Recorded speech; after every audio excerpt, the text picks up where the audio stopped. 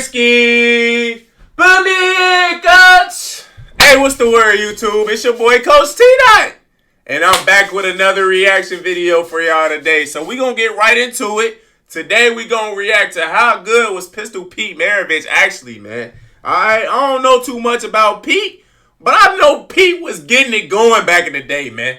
Alright? So without further ado, let's just get right into Pete this Maravich, thing. better known as Pistol Pete, was one of the best NBA players of the 70s, a dribbling magician, outstanding shooter, and arguably the greatest NCAA player ever. Pete was playing a brand of basketball 40 years ahead of his time, and players today can't even do some of the stuff the Pistol did in the 70s. Here's the career retrospective of Pete Maravich and how his showmanship influenced future NBA stars, who stole a lot of their moves from the Pistol. Early life and the origin of the Pistol.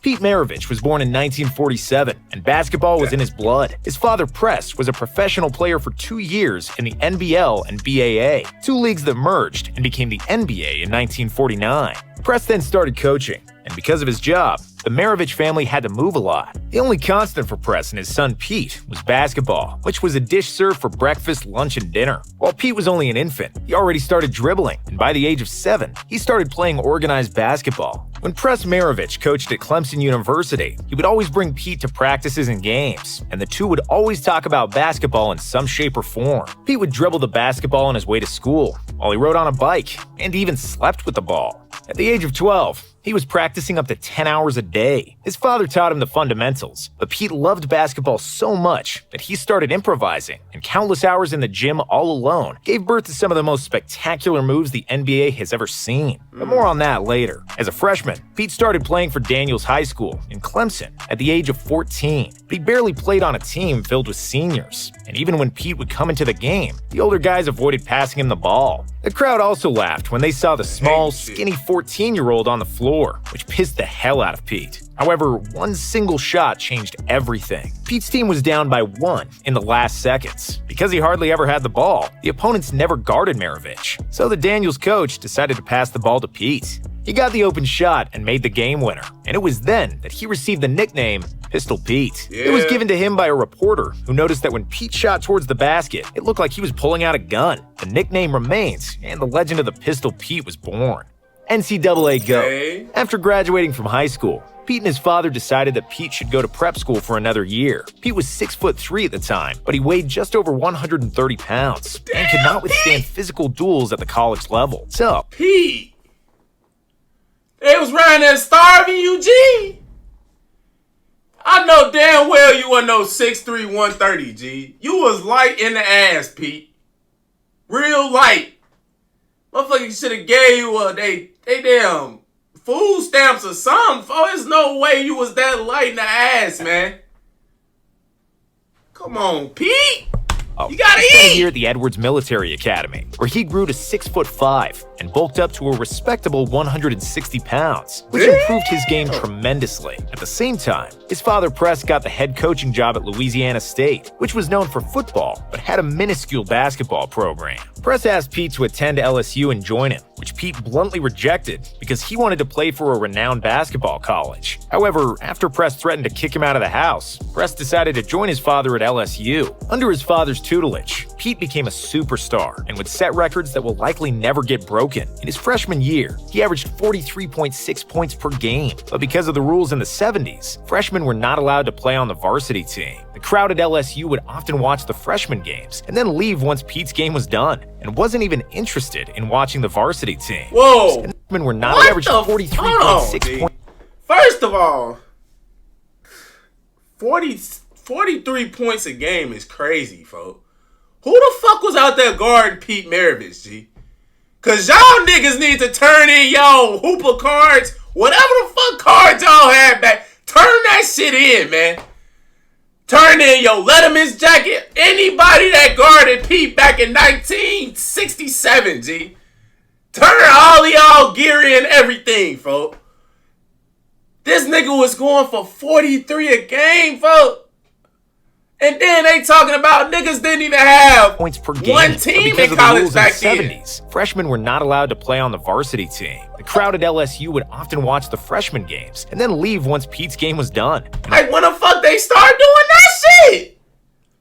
When did they start only having a freshman team in college and a varsity team like that?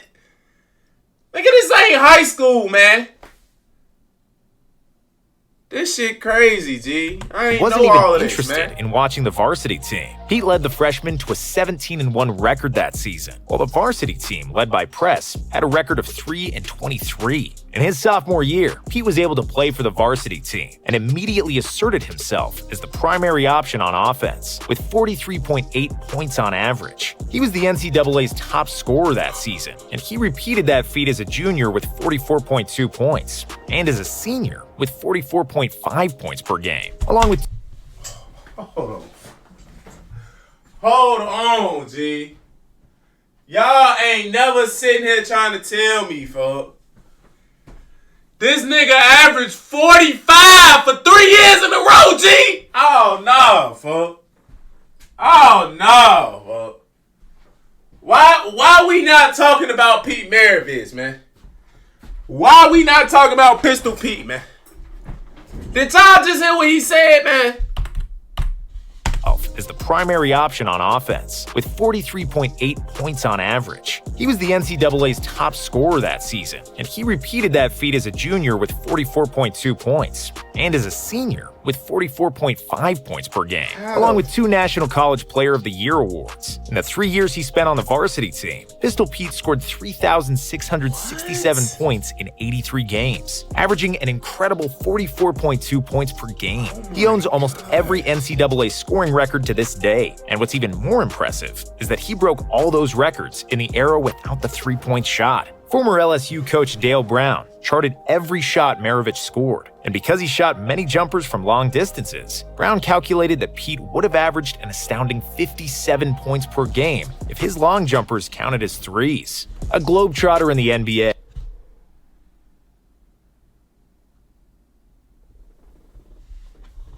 Hey, I can't lie, folks. That shit is very impressive, folks. I can't even sit here and say they was weak. I don't give a flying freak.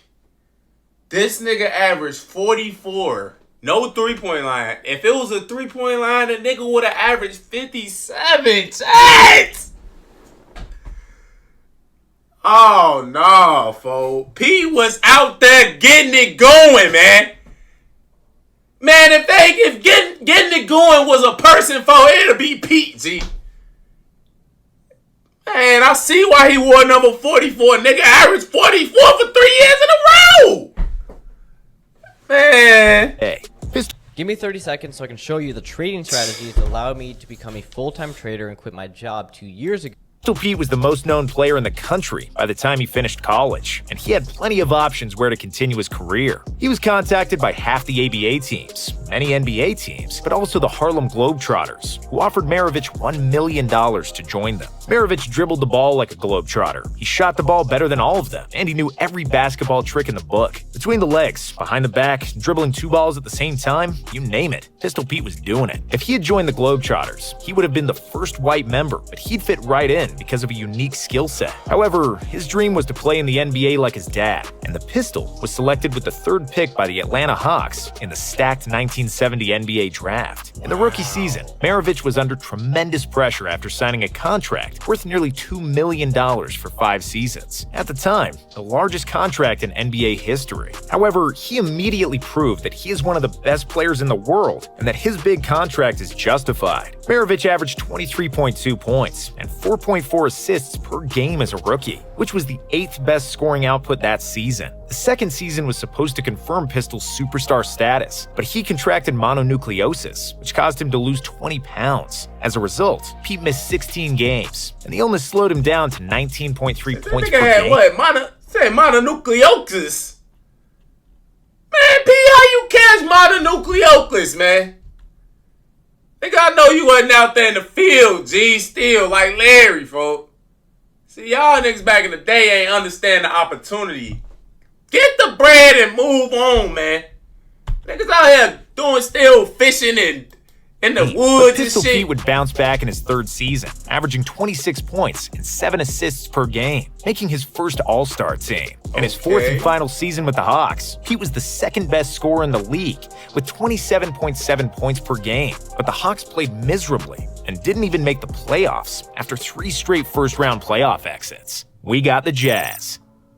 New Orleans Jazz joined the NBA in 1974, and in the expansion draft, they acquired Maravich from the Hawks for 2 players and 4 draft picks. By doing so, they signed the local hero, considering that the Jazz Arena was less than 100 miles away from LSU. Joining a newly established franchise is a double-edged sword, and Pete learned that the hard way. Yes, he was a beloved superstar, and all the fans wanted to see him play, but on the flip side, the New Orleans Jazz wasn't any good, just like most new teams aren't. The Jazz didn't make the playoffs until 1984, 5 seasons after Maravich left the team and their relocation to Utah. But even though he never made the playoffs, Pistol Pete was playing the basketball of his life with the Jazz. As one of the most unstoppable players in the league, he averaged 25.2 points and 5.6 assists in 5.5 seasons with the franchise, during which he led the NBA in scoring with 31 points per game in 1977, along with 3 All-Star appearances and 3 All-NBA nods. On February 5th, 1977, in a game against the New York Knicks, the Pistol scored 68 points, a career high, and at the time, the most points ever by a guard. The feat is even more impressive when we know that he was guarded by Walt Frazier, one of the premier defensive guards of the 70s, and that he scored 68 without a three-pointer.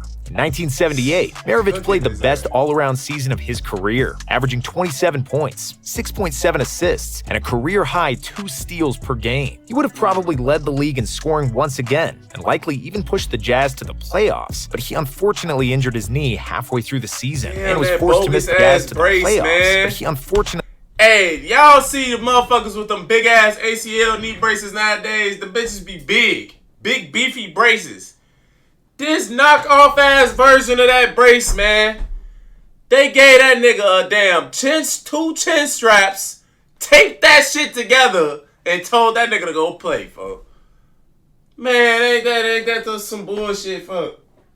Ain't that some bullshit? Fuckers just strapped on some damn seat belt buckles on his shit, man. And taped that shit up and told him to go have a blast. Y'all fucked up, G. Y'all was, man. Definitely injured his knee halfway through the season and was forced to miss the final 32 games of the season. Before he got hurt, the Jazz had a winning record due to a 10-game win streak. After Maravich went down, they lost 8 in a row, and their playoff hopes were shot dead. Unfortunately for Maravich and the Jazz fans, knee injuries plagued Pete for the rest of his career, as he only played 2 more years in the NBA. After the Jazz moved to Salt Lake City in 1979, they traded Maravich mid-season to the Celtics, where he teamed up with rookie Larry Bird. It was the first NBA season with a 3-point line, and Maravich immediately proved what kind of a shooter he was. The Pistol shot 67% for 3 in his final year, with bad knees that severely hampered his movement. Legacy. I didn't even know that nigga. Pistol Pete was a basketball savant, and he played basketball 30 or 40 years ahead of his time. At the time of his retirement, he had by far the best handles in NBA history, and many of the greatest ball handlers took many pages out of Pete's ball handling book. He was a trendsetter that inspired generations, and if your favorite ball handler didn't learn from the Pistol, they likely stole some moves from someone who stole from Pete. That LaMelo Ball underhand full-court pass, Maravich did that in the 70s. Oh my goodness. Magic Johnson's around-the-back defender freeze and then pass, Maravich did that too.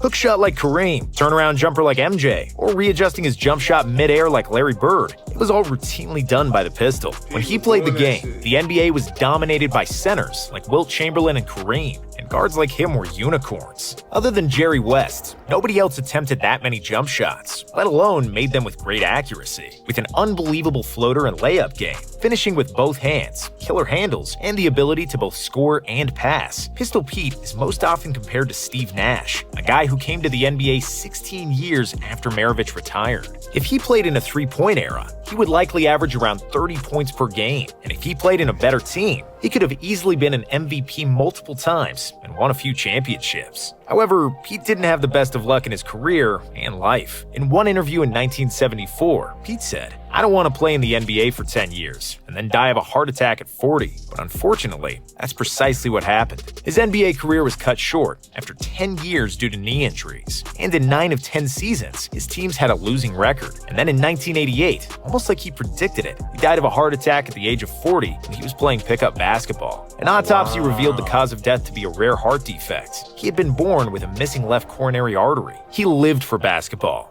was a gym rat all his life, and ultimately died on the court. His last words were, "I feel great." Wow, folks. Pete. Pistol Pete, man. Can we give it up for Pete, man? Pete gotta be one of the most underrated, unappreciated superstars ever, man. Now, I remember last year around this time when Caitlin Clark was going crazy and broke his record. I remember them saying, like, Pistol Pete had the record and Caitlin Clark could beat him and shit, and she ended up beating him. But I didn't know this nigga was averaging 44 a game, folks. It's like he was just on straight demon time, getting it going. 44 a game for three seasons straight, G. You gotta be a real menace to do some shit like that, man. Real goon shit, man. You feel me? So, Pete, man, all props go to Pete, man. Pete inspired a lot of players. Pete had that hing back then.